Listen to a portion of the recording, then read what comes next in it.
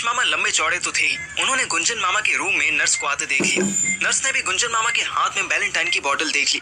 इससे पहले कि वो नर्स चिल्लाती, राकेश मामा के 2.5 किलो के हाथ ने उस औरत को अंदर खींच लिया और दरवाजा बंद कर दिया। ओ शांत हो जा बीबी, क्यों रोला पाती है? मामा ने जैसे ही नर्स का मुंह छोड़ा वो चिल्ला दी, छड़ मैनू, तेरे तो मैं रेप केस लगवाऊंगी। हट हट परे हो कमीने। वो दरवाजा खोलने पहुंची ही थी कि राकेश मामा ने फिर उनको खींच लिया। पीछे से गुंजन मामा चिल्लाए, ओहो मानवी जा बीबी, जी करे तो 1-2 बैग तू भी लगा ले। चल लो कंजर, अपने मर्गा बेवड़ा समझाया मैनू है। रुक, आज तेरी खबर लेनी मैनू, पहली बारी तो तू बच गया। और हट परे। नर्स ने राकेश मामा को धक्का दिया ही था कि उन्होंने जेब में हाथ डाला और कुछ निकाला। तू दारू नहीं पीती ना सही, ये ले ले, तेनू स्वाद आ जाऊंगा। नर्स ने देखा मामा के हाथ में एक सिगरेट थी, पर ये कोई आम सिगरेट नहीं थी, बल्कि फिल्ड अप रोल थी। देसी भाषा में बोले तो सस्ता माल थी। नर्स थोड़ी ठिठकी, फिर उसने राकेश मामा को घूरा, फिर धीरे से बोली, और है? ओ हाले तो एक ही है, वो तू कहेगी तो और बढ़ जाओगी। ओ हुक्म कर मेरी जान। नर्स के चेहरे पर स्माइल आई और उसने वो सिगरेट उठा ली, फिर गेट खोलते हुए बोली, शाम तलक मैनू 4 और चाहिए है, वरना समझ लियो। ओहो तू फिक्र ना कर, 4 नहीं 5 ले लियो। फिर नर्स जाते जाते गुंजन मामा की तरफ घूमी। 2-3 पैक तू एक्स्ट्रा ना पीना, समझे? एक ही वीक में 2 हार्ट अटैक अच्छे नहीं लगते तो अड़बान जिनू। हाँ। गुंजन मामा ने भी हाँ में सर हिला दिया। नर्स चली गई। तू माल भी फूकता है, सानू भी चखाए यार। वही घंटा चक्को, एक ही सिगरेट से वो भी कंजरी ले गई। हुन शाम फिर 4 मांगने आ गई तो ओहो, तो पंगा हो जाएगा। एक काम करते हैं कि शाम ही उसको सिगरेट ना मिली तो वो शिकायत कर देगी, है ना? कि शिकायत करेगी कि साढ़े कोल दारू दी बोतल है। हाँ जी पाजी, तुसी पॉइंट ते तो आओ ना। अगर हम शाम तो पहले ही बोतल छट कर जाए तो बैठ जो बोतल ना हुई सबूत हो गया। आज बुआ बंद कर दे और सबूत मिटाए में मेरी हेल्प करे। अपने पापा और चाचा की इस खतरनाक हरकतों से अनअवेयर स्वीटी मस्त कैंटीन में बैठी मोबाइल चला रही थी। वो जब वापस रूम में आई तो उसे लॉक्ड पाया। पापा की होया? रूम की लॉक किता? कमरा जैसे ही खुला स्वीटी को शराब की महक आ गई। राकेश मामा ने उसे अंदर आने का इशारा किया और वापस अपने पैक के पास पहुंच गए। दोनों बब्बे के घर से आए स्टील के ग्लास में खींच रहे थे। बॉटल बेड के नीचे ऐसे छुपाई थी कि गेट से ही साफ नजर आ रही थी। स्वीटी ने तुरंत सारा मैटर अथर्व को व्हाट्सएप कर दिया और लास्ट में लिखा, जल्दी आ जाए यार, ये चाचे पप्पे तो आज न्यूज में फेमस करवा के ही मानेंगे। उधर अथर्व मोबाइल को जेब में भूलकर एक एप्लीकेशन लिख रहा था। मिस अफसाना, ये रही आपकी एप्लीकेशन। अब तो क्लेम हो जाएगा ना? हाँ जी, क्यों नहीं। पर इस एप्लीकेशन में क्या लिखा है आपने? वही जो आपकी टर्म्स एंड कंडीशंस में लिखा था कि अगर फर्स्ट पार्टी को हेल्थ इंश्योरेंस लेने के 3 महीने के अंदर ही अगर कुछ हो जाता है तो एक एप्लीकेशन देनी। वेट अ मिनट, आपने ये टर्म्स नहीं पढ़ी क्या? पढ़ी तो है, पर याद नहीं है। तो मैं कौन सा आपसे एग्जाम ले रहा हूँ? अगर आपको याद नहीं है तो पढ़ लीजिए, प्रॉब्लम क्या है? वो क्या है ना सर, मैं जग्गी से कह दूंगी। वो नहीं, स्टॉप। आप मुझे कंफ्यूज कर रही हो। जग्गी कौन होता है कुछ करने वाला? हाँ, वो तो फील्ड एजेंट है ना, और आप उसकी सीनियर हो, तो आप मेरा क्लेम क्लियर करवाओगी ना? Yes, you are right. But मैं उसको बोल दूंगी तो वो मेल कर देगा। स्कैन डॉक्स मैं मेल कर दूंगी, सिंपल। अफसाना ने फिर स्माइल की। अथर्व को फिर कुछ फिशी लगने लगा। ये लड़की इतनी बन ठन के बैठी थी, पर इसको एप्लीकेशन स्कैन करनी नहीं आती थी। अच्छा, आप एक काम करो, मुझे बताओ कि स्कैनर मशीन कहाँ पे है, मैं स्कैन कर देता हूँ और उसके बाद आप हेड ऑफिस में मेल भेज दो अभी। वो एक्चुअली नया ऑफिस है ना, सो स्कैनर नहीं है अभी। जगी मोबाइल से ही गुड क्वालिटी में स्कैन कर लेता है। अथर ने अपना माथा पीटा और अपने ऑनलाइन स्कैनिंग ऐप से एप्लीकेशन और हॉस्पिटल की रिपोर्ट स्कैन कर ली।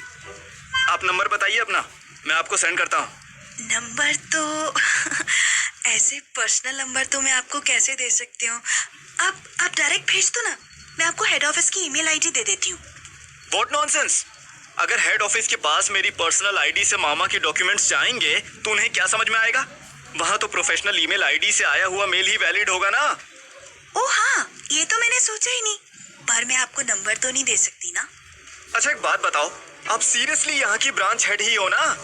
कहीं ऐसा तो नहीं कि आपको किसी और काम के लिए अपॉइंट किया गया हो? वो एक्चुअली ना मुझे यहाँ रिसेप्शन के लिए बुलाया गया था, बट फिर यहाँ कोई आया ही नहीं तो मुझे ही प्रमोशन मिल गया। अथर्व के चेहरे पर एक फ्रस्ट्रेटेड स्माइल आ गई। अरे यार, आपको देखकर सच में ऐसा ही लग रहा है कि आपको प्रमोशन मिल गया है। मतलब ऐसे ही कहीं पड़ा हुआ मिल गया और आपने उठाकर अच्छे से पर्स में रख लिया। आपके सीनियर कौन है? प्लीज उनसे मेरी बात करवाइए, अभी के अभी। अफसाना अपना मोबाइल देखने लगी। उसके फेस पर ऐसी नर्वसनेस थी कि अगर अथर्व एक बार जोर से चिल्ला देता तो वो रोने लगती। Hello, please, I don't have the whole day. Who is your senior? At least tell me his name. अरे कौन है आपका सीनियर? नाम बोलो या फिर नंबर ही बोलो। अरे कुछ तो बोलो। अथर्व के चिल्लाते ही अफसाना चौंक गई। उसने मोबाइल में एक नंबर निकाला और अथर्व के सामने रख दिया। अथर्व ने नंबर सेव करने के लिए अपना मोबाइल निकाला तो उसे स्वीटी का मैसेज दिख गया। अरे यार, इन बेवड़े बुड्ढों ने अलग ही दुखी करके रखा है। भाड़ में गए सब साले, मुझे इनसे मतलब ही नहीं है। अथर्व की नजर मोबाइल में फ्लैश हो रहे कॉन्टैक्ट पर पड़ी। उसको कुछ याद आया। सुनिए, ये आपके सीनियर, इनका नाम मनमोहन है क्या? हाँ सर, मेरे सब यहाँ मन्नू सर ही बुलाते हैं। इन्होंने यहाँ पर मुझे अपॉइंट करवाया था। ओह, मन्नू सर, इनसे बात करने का तो मैं कब से इंतजार कर रहा था। अथर्व को अपने एक्सीडेंट के बाद हॉस्पिटल में आने वाला वो आदमी याद आ गया जिसने उसे प्रॉमिस किया था कि उसकी बाइक फ्री में रिपेयर करवा देगा। उसका मन तो हो रहा था कि वो अभी उसको फोन करे और यहाँ बुलाए, पर स्वीटी के मैसेज ने भी उसे टेंशन में डाल दिया था। स्वीटी ने दोनों मामाओं को साथ में चीयर्स बोलते हुए एक वीडियो बना ली थी। अथर्व तुरंत हॉस्पिटल के लिए निकल लिया। इधर दिल्ली में हम तीनों सुहानी के रूम में थे। तेरे घर में फॉल्स एंट्री के लिए बस ये एक तेरी विंडो ही है या इसके अलावा और छेद बनाए हैं कहीं? What do you mean by छेद? विंडो बोलना नहीं है। इसके माइंड में यही सब चल रहा है। पुअर पार्थिव। तुम्हें कैसे पता कि इसके दिमाग में क्या चल रहा है? Because I can read minds. I can read yours if you say. Shreya सुहानी से वैसे ही मजे ले रही थी जैसे मैं और अथर्व किसी जूनियर से लिया करते थे। ऐसे कैसे माइंड रीड कर लोगी? अच्छा बताओ, मैं क्या सोच रही हूँ अभी? डार्लिंग, तू सोच रही है कि मैं रियली माइंड रीड कर सकती हूँ या नहीं? इम्पॉसिबल। माँ का सर पॉसिबल। तू भी ना यार सू, कॉलेज में तू इतनी स्मार्ट होती थी, अभी कितनी स्लो साबुन हो गई है। वो तेरे मजे ले रही है और तू दे रही है। जब से तेरे साथ आई हूँ ना, सीरियसली डम हो गई हूँ। No, I'm not joking. I can still say what's on your mind, honey.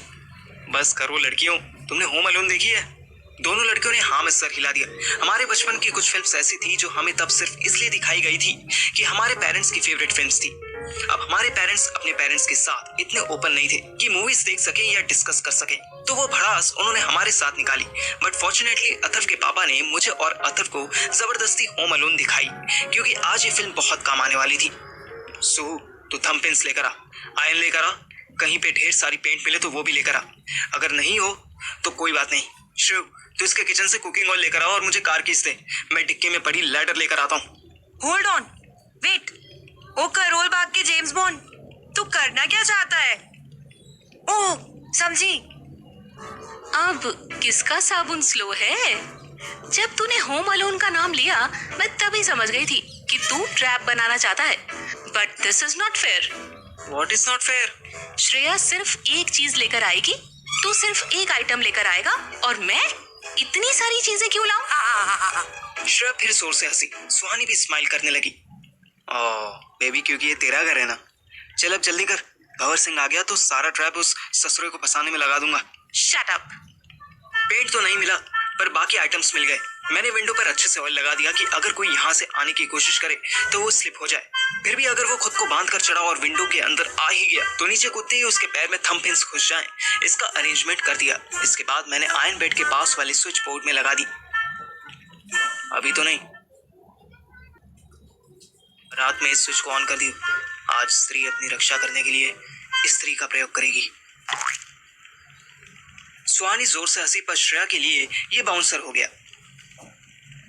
Shreyu Babu, iron press को भी स्त्री कहते हैं, ओके? अब हंस ले। श्रेया ने मुंह टेढ़ा किया तो मैं और सुहानी दोनों हंस दिए। रात के 12 बजे मैं और श्रेया कार के अंदर बैठे सुहानी की विंडो वॉच कर रहे थे और अंदर सुहानी रूम में अंधेरा करके हॉकी स्टिक लेकर अलर्ट बैठी थी। अचानक मुझे कुछ दिखा। श्रेयू देख, हॉन्टेड हाउस की बालकनी पर कोई है।